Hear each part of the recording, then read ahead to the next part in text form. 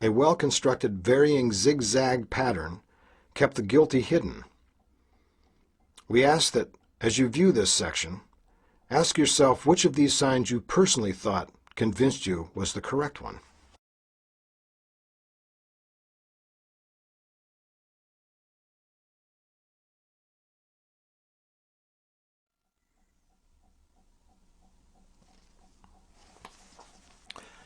This discussion of signs is presented by the forensics economists of Hawks Cafe as a theory to explain the causal events leading up to the attack on September 11, 2001.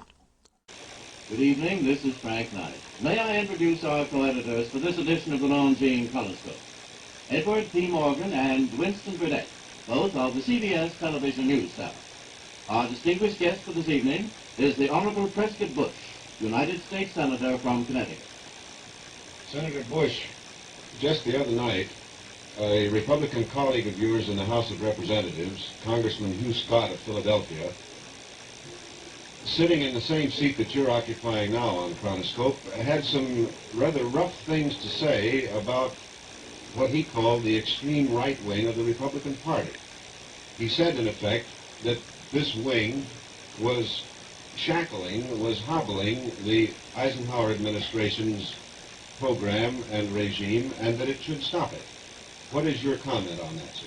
Well, I noticed that Mr. Scott made remarks to that effect. My feeling was that they were a little severe and not entirely justified. I think that so often... 9/11 occurred coincidentally, exactly 11 years to the day from the September 11, 1990 speech by President George Herbert Walker Bush describing a coming New World Order. We have before us the opportunity to forge for ourselves and for future generations a new world order, a world where the rule of law, not the law of the jungle, governs the conduct of nations. When we are successful, and we will be, we have a real chance at this new world order, an order in which a credible United Nations can use its peacekeeping role to fulfill the promise and vision of the UN's founders. In which an elite international banking organization will utilize America's preeminent military power to spread Western values to create a supranational order and governance of all nations by a new United Nations. This was in fact one of the later signs. But it led to this manifesto in 1997 as a sign of things on the horizon, the Project for a New American Century, endorsed by the brother of the next president and his future vice president, along with the future Secretary of State and future head of the World Bank. This sign was a reaction to Clinton military policies that essentially gave away the farm to China, at a time when China was, and still is, arming themselves to the teeth with advanced Russian military weaponry, and was described as incoherent by the neocons. But it can be shown to be anything but.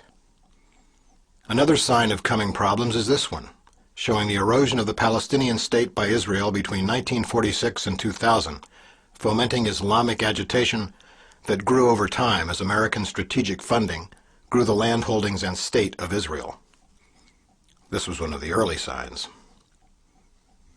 Another sign is the beginning of the CIDA, that later becomes the OIF, in direct partnership with China and French-speaking Canada, and partners with Arab states in a philosophical partnership of socialism, feeding the growing Arab hatred of the West as its underpinning.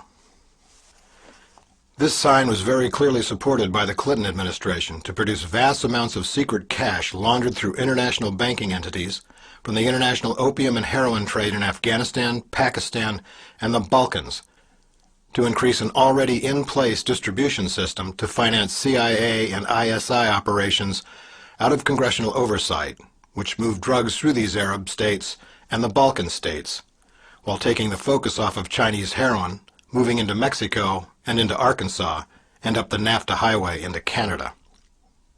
But then Iraq gave a northern province natural gas drilling contract to Russia instead of Halliburton, and was about to change from dollars to euros in its oil sale.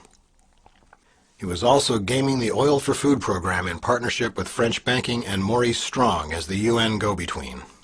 Saddam had loyalty only to those that fed him, and the United States had abandoned him after creating the first Gulf War.